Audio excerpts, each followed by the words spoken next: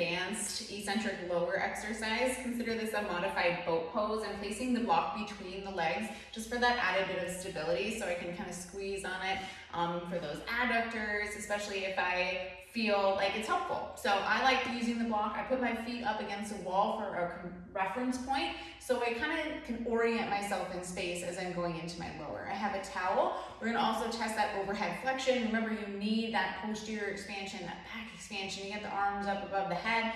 If you go and your arms go up and you start flaring through the rib cage, you reach your end range, so don't go up too far, because we don't want to flare through the ribs, because the whole goal is we're maintaining that ribs over pelvis, nice stacked position, even as we're lowering and taking our arms overhead. So I have the towel just to kind of help me facilitate that up and down. Sometimes it can be helpful to hold on to something. So I also recommend something underneath the booty, especially if you have any tailbone discomfort. We don't want to be shifting side to side, so we want you to feel pretty centered, like you can kind of push your sacrum into the foam pad.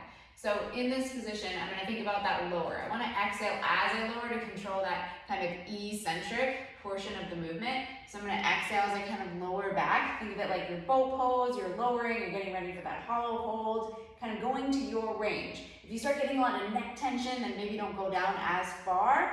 And then when I inhale, I'm going to come up, take my arms overhead, think about breathing into the back body and into the rib cage. And into the chest, exhale, squeeze on the block as I lower down. Inhale up,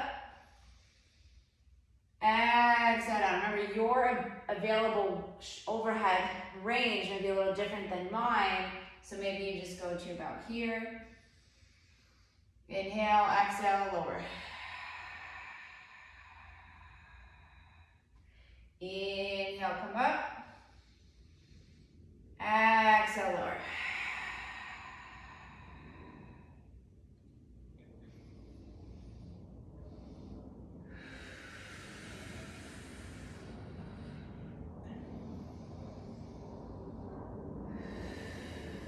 And you can also hold at the end in that boat pose. Remember, you're exhaling bottom up, so we want to feel this tensioning across the midline. If you're feeling any low back discomfort, I don't want you to go up as far. That typically means that we've lost that stack. We're not able to control this level of challenge. So you can even just come to right about here and take your arms out a little bit up. You're still sensing and feeling those deep abs.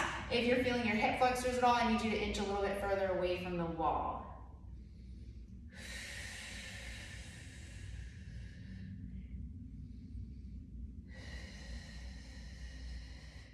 And there is your overhead reach with eccentric lower.